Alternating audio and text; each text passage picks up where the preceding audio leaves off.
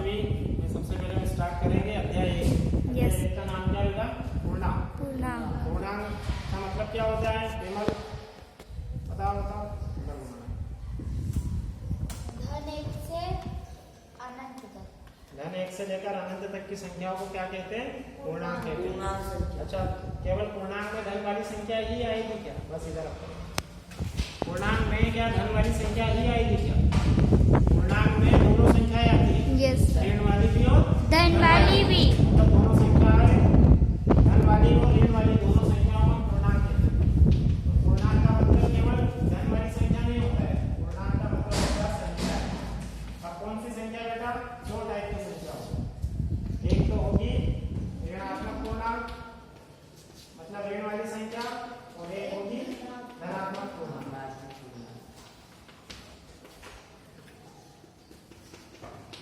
ऋणात्मक पूर्णांक, ठीक है। पूर्णांक को इंग्लिश में बोलते हैं इंटीजर। क्या बोलते हैं? एंटीजर। धुंधला है। इंटीजर। धनात्मक को बोलते हैं पॉजिटिव इंटीजर, और इसको बोलते हैं नेगेटिव इंटीजर। धनात्मक संख्या कौन कौन सी होती है? संख्या रेखा तो हमने जाना है ना। धनात्मक संख्या कौन कौन सी होती है?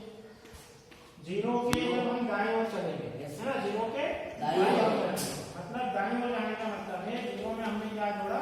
एक। तो एक जोड़ने पर क्या मिलेगा हमें? धन का एक। तो यहाँ से जीरो से एक इकाई की दूरी पर हमें क्या मिलेगा? धन का एक। फिर उसी प्रकार एक में हम फिर से एक जोड़ेंगे तो हमें क्या मिलेगा? धन का दो। दो। तो धन का दो यहाँ पे मिल जाएगा। फिर हम वापस दो में क्या जोड़ेंगे बेटा? एक। क्या मिलेगा? धन का तीन मिलेगा।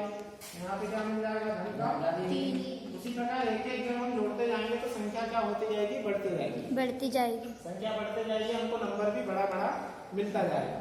ठीक है, तो किधर मिलेगा हमको बड़ा नंबर? पीछे की साइड या आगे की साइड? आगे की साइड। आगे की साइड मतलब दाएं ओर, है ना। ये जैसे मेरा हाथ है, ये दायां हाथ है, तो इधर दाएं ओर क्या मिलेगी? संख्या बढ़ती जाएगी, और ये बाएं ओर संख्या क्या होती जाएगी? घटती जाएगी, है ना। तो ये कहाँ तक हम इसको बढ़ा सकते हैं? सबसे बड़ी संख्या में क्या होती है? धन का अनंत। धन के अनंत तक क्या होती है सबसे बड़ी संख्या? कहाँ मिलेगी हमको? धन के अनंत पर। मतलब ये जो अनंत संख्या है ये किसी को फाइंड नहीं है, मालूम नहीं है कि यहाँ पे एक्चुअल में संख्या कौन सी आएगी, इसलिए हम उसको अनंत तक कहते हैं। क्या कहते हैं? अनंत। अनंत को बोलते हैं इंग्लिश में इनफाइनाइट, मतलब जिसका कोई अंत ना हो, ऐसी संख्या जिसका कोई अंत ना हो, जो संख्या हमको अभी किसी को पता नहीं है, जिसको हम ज्ञात अभी नहीं कर सकते, इसको बोलते हैं अनंत। तो धन एक से लेकर अनंत तक, धन के अनंत तक की संख्या को क्या कहते हैं? धनात्मक पूर्णांक कहते हैं। क्या कहते हैं बेटा? धनात्मक पूर्णांक। किसको कहते हैं? धन एक से लेकर अनंत तक। तो क्या केवल पूर्णांक एक ही है? धनात्मक ही होता है क्या? पूर्णांक ऋणात्मक भी होता है, मतलब ऋण वाली जीरो से छोटी वाली संख्या है सब पूर्णांक में आती है। तो जैसे हम यहाँ पे, अब यहाँ पे मान लो मैंने दिया जीरो, अब जीरो में से हमने क्या करा? एक घटाया, माइनस करा, तो क्या आ जाएगा? ऋण का एक। तो जीरो से ऋण का एक किधर मिलेगा? घटाने पर संख्या इधर मिलेगी, तो बाएं ओर चलेंगे हम, तो कितनी दूर चलेंगे यहाँ से? एक इकाई की दूरी चलेंगे, ठीक है। उसी प्रकार फिर से ऋण एक में से फिर एक घटाएंगे तो क्या मिलेगा? ऋण का दो। फिर इसमें से ऋण दो में से एक घटाएंगे, मतलब ऋण दो में से फिर से एक को घटाया मैंने। ऋण दो है, इसमें से एक को घटाया हमने, माइनस किया, यस सर। तो क्या मिलेगा? ऋण का तीन। तो ऋण का तीन छोटा है बेटा, और ऋण का दो बड़ा है। ये बड़ा है, ये छोटा है, ठीक है। तो यहाँ पे मिलेगा ऋण का तीन। अब ऋण के तीन में से फिर से हमने एक को घटाया, माइनस करा, तो क्या मिलेगा? ऋण का चार। तो ऋण का चार इधर दाईं ओर मिलेगा कि बाईं ओर मिलेगा? बाईं ओर मिलेगा। दाईं ओर तो इधर जोड़ने पर मिलती है संख्या।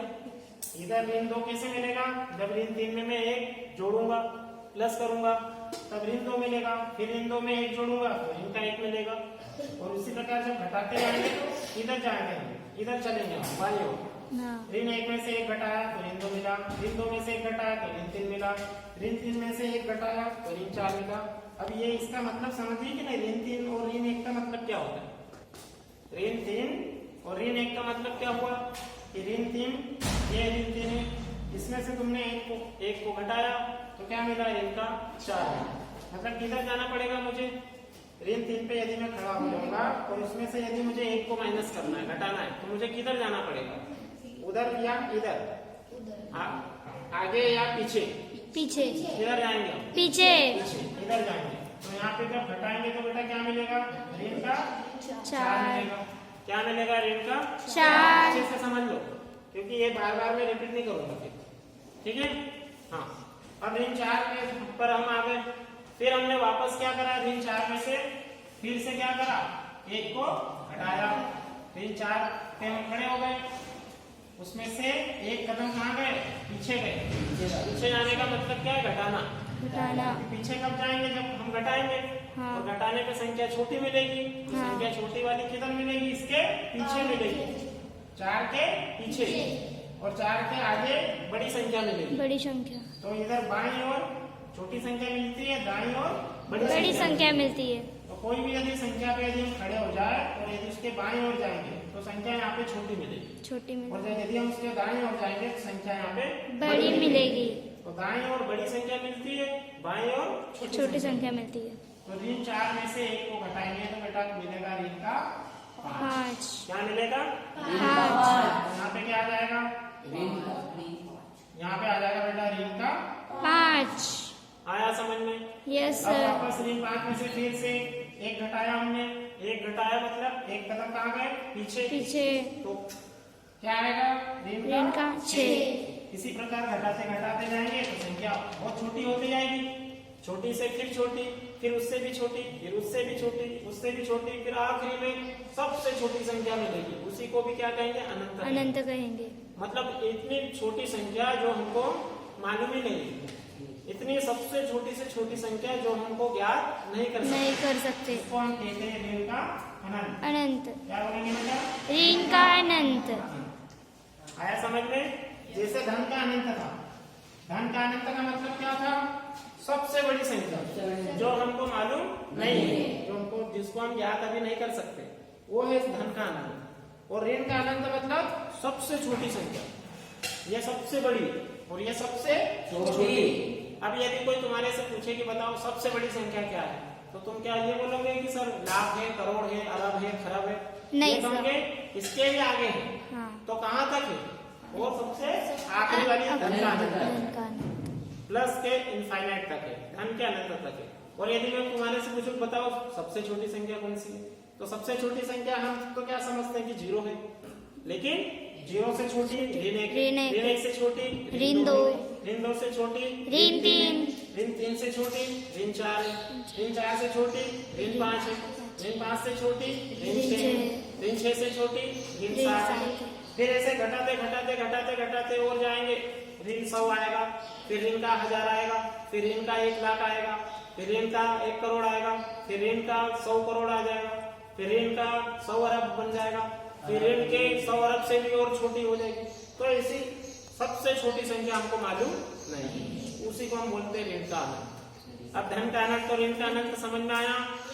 हाँ, यहाँ तक सबको आ गया समझ में? चलो अब आगे बढ़े हम।